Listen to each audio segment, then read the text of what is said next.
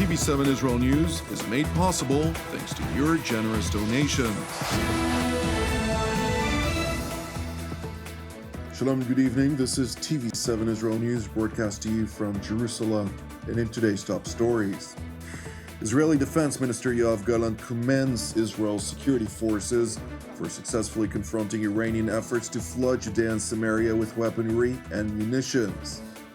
U.S. Special Envoy Amos Hochstein concludes meetings in both Israel and Lebanon as the Biden administration is eager to end hostilities via diplomatic means. The latest IPC report following a study by the Famine Review Committee rejects claims of famine in the Northern Gaza Strip. Israel continues to battle Hamas in the Gaza Strip and Hezbollah in Lebanon, while preparing to confront additional potential threats, including from the Northern Samaria region. Israeli Defense Minister Yoav Gallant toured the Gilboa and Emek HaMa'ayanot regional councils and conducted comprehensive situational assessments with the respective regional council heads and IDF officials, as communities in the referred to councils have been subject to a rising number of instances of cross-border fire from the area of the Palestinian city of Jenin. In all of the regions of the Gilboa, Emek HaMa'ayanot, and the Ta'anakim, we are preparing against any evil. On the one hand, we are working in a focused manner in Jenin, in the refugee camps and everywhere in order to thwart terrorism, while on the other hand, we are reinforcing the rapid response teams and the intervention units that we are establishing, and we are arming these units with the most advanced weapons and the best training. It includes tactical weapons, drones, and any equipment that will be required. They will be under command of the regional council heads in order for them to be able to operate in this sector in a manner that will ensure an immediate response until the arrival of the regular forces. While IDF, ISA, and Border Police special operators have conducted extensive, wide-scale intelligence-driven operations dubbed Wavesbreaker, that was launched on March 31st of 2024 to essentially counter Iran's increasing influence in Judea and Samaria, with chief focus on the latter's northern sectors. Jerusalem's top defense official commended the ongoing efforts by Israel's security forces to prevent Tehran's belligerent activities. In the face of the Iranian effort to insert weapons and munitions into Judea and Samaria from the east towards Jenin, and also into the territory within the Green Line, we are making every effort to thwart it, and I commend the security forces that are also implementing the necessary efforts and are also securing very good achievements. Meanwhile, U.S. Special Envoy Amos Hochstein concluded his visit to Jerusalem last night after a series of meetings with Israeli Prime Minister Bibi Netanyahu, Defense Minister Yoav Gallant, President Yitzhak Herzog, former War Cabinet Minister Benny Gantz, and opposition leader Yair Lapid.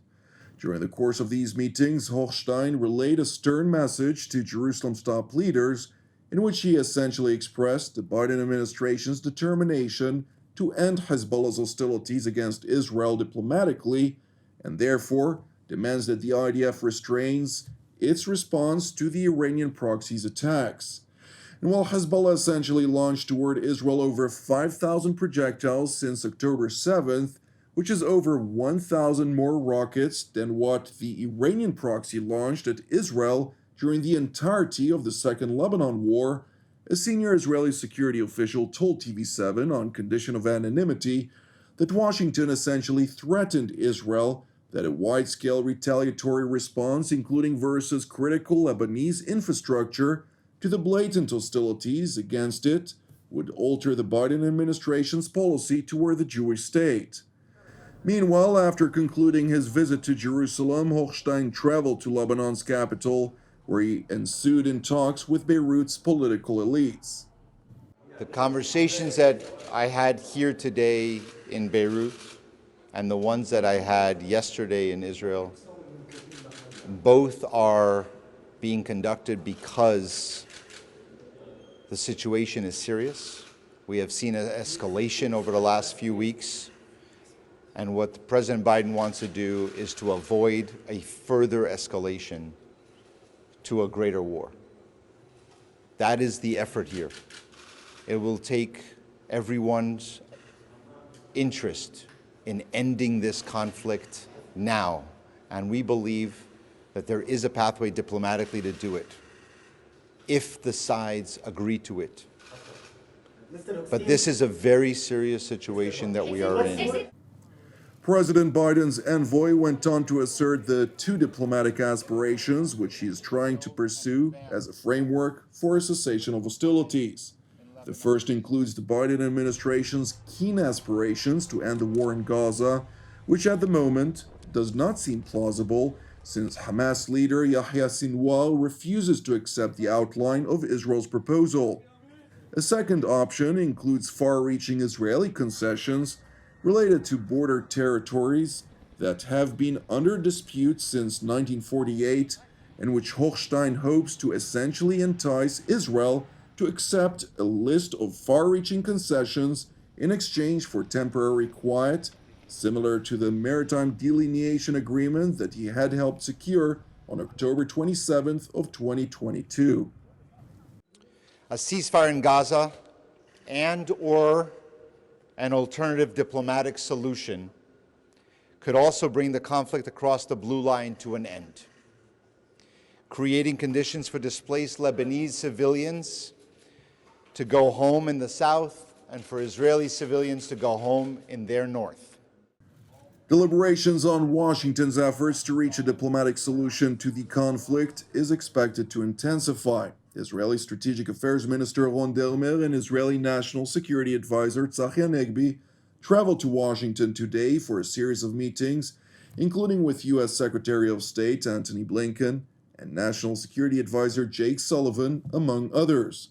Separately, Defense Minister Yoav Gallant is scheduled to travel to Washington for talks with his American counterpart, Secretary of Defense Lloyd Austin, next week. Meanwhile, at the White House, U.S. NSC spokesman, retired Rear Admiral John Kirby, claimed yesterday, despite the fact that Hezbollah had already launched over 1,000 missiles more than the rockets fired during the entirety of the Second Lebanon War, that while the Biden administration fears prospects of full-blown escalation, it does not view Hezbollah as having committed fully to war.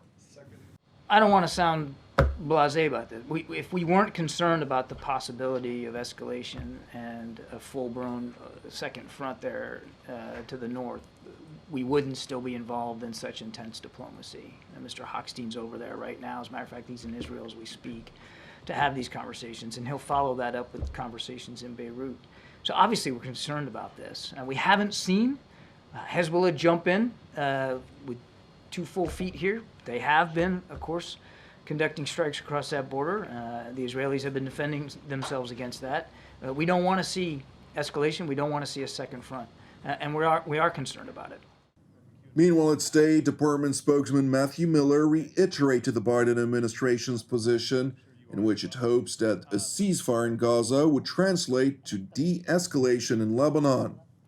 Our assessment of the situation continues to be that the best way to get a diplomatic resolution in the north, which we think all sides ultimately prefer, is to reach a ceasefire in Gaza. And so the two are related. Doesn't mean you can't say with 100% certainty that you wouldn't be able to get a ceasefire in the north without resolution in Gaza, but certainly having a ceasefire in Gaza makes a resolution in the north much, much easier. Miller went on to essentially acknowledge that ongoing negotiations with Islamist Hamas remain deadlocked.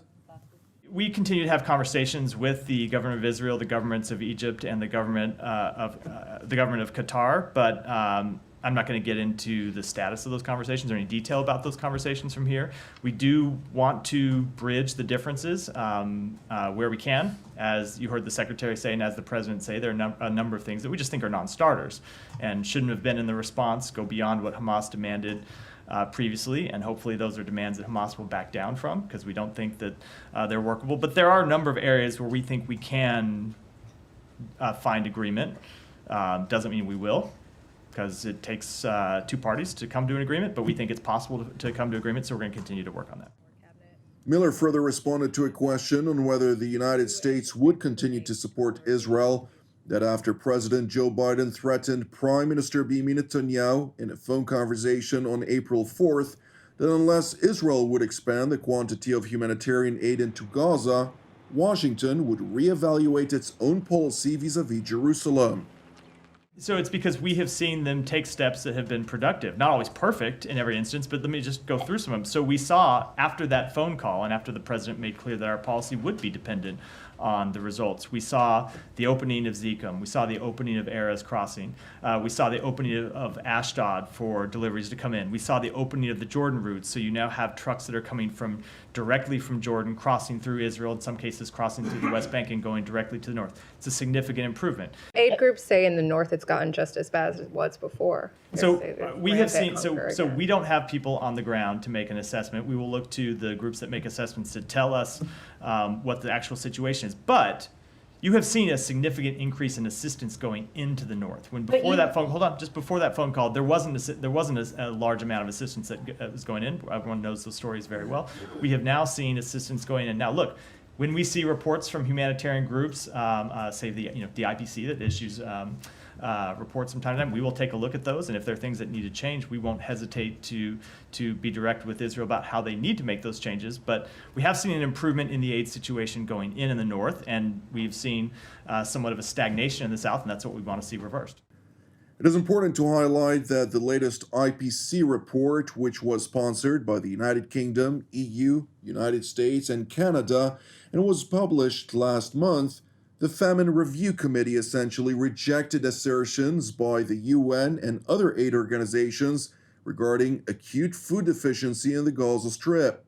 The committee released two conclusions in which it determined unequivocally that analysis on two accounts of famine in the Northern Gaza Strip were not plausible, given the uncertainty and lack of convergence of the supporting evidence employed in the analysis.